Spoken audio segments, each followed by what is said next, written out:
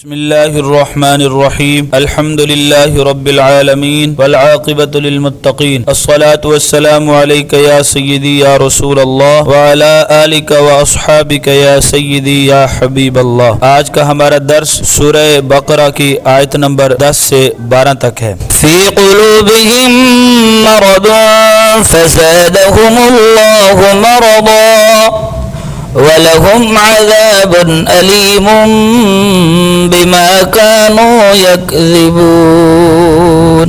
ترجمہ کنز العرفان۔ ان کے دلوں میں بیماری ہے تو اللہ نے ان کی بیماری میں اور اضافہ کر دیا، اور ان کے لیے ان کے جھوٹ بولنے کی وجہ سے دردناک عذاب ہے۔ اس آیت میں قلبی مرض سے مراد منافقوں کی منافقت اور حضور بنور صلی اللہ علیہ وآلہ وسلم سے بغض کی بیماری ہے۔ معلوم ہوا کہ بدعقیدگی روحانی زندگی کے لیے تباہ کن ہے، نیز حضور اقدس صلی اللہ علیہ وآلہ وسلم کی عظمت و شان سے جلنے والا مریض القلب ہے، یعنی دل کا بیمار ہے۔ روحانی زندگی کے خطرناک امراض جس طرح جسمانی امراض ہوتے ہیں، اسی طرح کچھ باطنی امراض بھی ہوتے ہیں۔ جسمانی امراض ظاہری صحت و تندرستی کے لیے سخت نقصان دہ ہوتے ہیں، اور باطنی امراض ایمان اور روحانی زندگی کے لیے زہر قاتل ہیں۔ ان باطنی امراض میں سب سے بدتر تو عقیدے کی خرابی کا مرض ہے، اور اس کے علاوہ تکبر، حسد، کینہ اور ریاکاری وغیرہ بھی انتہائی برے مرض ہیں۔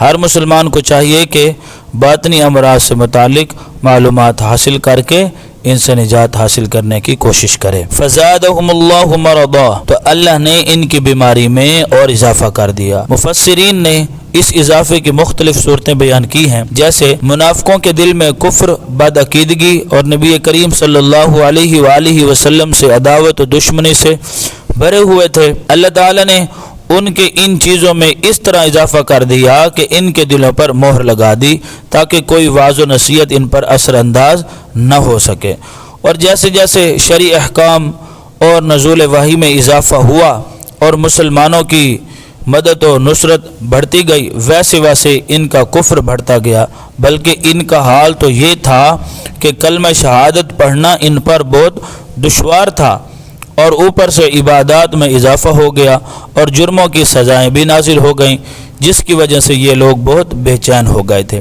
وَلَهُمْ عَذَابٌ أَلِيمٌ بِمَا كَانُوا يَكْذِبُونَ، اور ان کے لیے ان کے جھوٹ بولنے کی وجہ سے دردناک عذاب ہے، یعنی اللہ تعالی اور آخرت پر ایمان لانے کا جھوٹا دعویٰ کرنے کی وجہ سے ان کے لیے جہنم کا دردناک عذاب ہے، جھوٹ بولنے کی وعید اور نہ بولنے کا ثواب۔ اس آیت سے معلوم ہوا کہ جھوٹ بولنا حرام ہے اور اس پر دردناک عذاب کی وعید ہے، لہذا ہر مسلمان کو چاہیے کہ وہ اس سے بچنے کی خوب کوشش کرے۔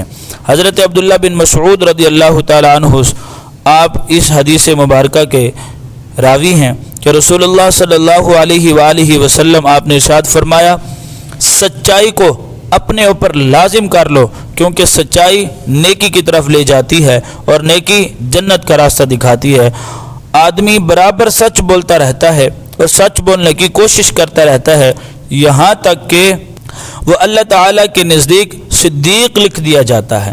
اور جھوٹ سے بچو، کیونکہ جھوٹ گناہ کی طرف لے جاتا ہے اور گناہ جہنم کا راستہ دکھاتا ہے، اور آدمی برابر جھوٹ بولتا رہتا ہے اور جھوٹ بولنے کی کوشش کرتا ہے، یہاں تک کہ اللہ تعالیٰ کے نزدیک کذاب لکھ دیا جاتا ہے۔ حضرت انس رضی اللہ تعالی عنہ سے روایت ہے، حضور اقدس صلی اللہ علیہ وآلہ وسلم آپ نے ارشاد فرمایا، جو شخص جھوٹ بولنا چھوڑ دے اور وہ باطل ہے، یعنی جھوٹ چھوڑنے کی چیز ہے، اس کے لیے جنت کے کنارے میں مکان بنایا جائے گا۔ سبحان اللہ۔ وَإِذَا قِيلَ لَهُمْ لَا تُفْسِدُوا فِي الْأَرْضِ قَالُوا إِنَّمَا نَحْنُ مُصْلِحُونَ أَلَا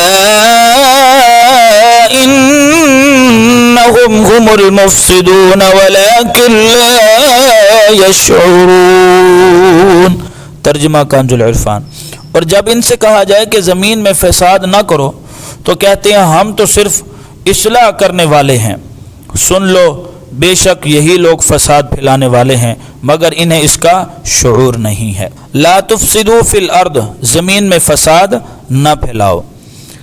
اس آیت میں اور اس کے بعد والی آیت میں ارشاد فرمایا کہ جب ایمان والوں کی طرف سے ان منافقوں کو کہا جاتا ہے کہ باطن میں تم نے کفر رکھا ہوا ہے اور زبان سے تم یہ کہتے ہو کہ ہم ایمان لائے ہیں، یعنی اس صورت میں یہ جو تم یوں کہتے ہو زبان سے کہ ہم ایمان لائے ہیں اور دل میں کفر رکھے ہوئے ہو، تو ان صورت میں تم زمین میں فساد نہ پھیلاؤ، ادھر کے بعد ادھر کرتے ہو، ادھر کے بعد ادھر کرتے ہو، تو فساد نہ پھیلاؤ۔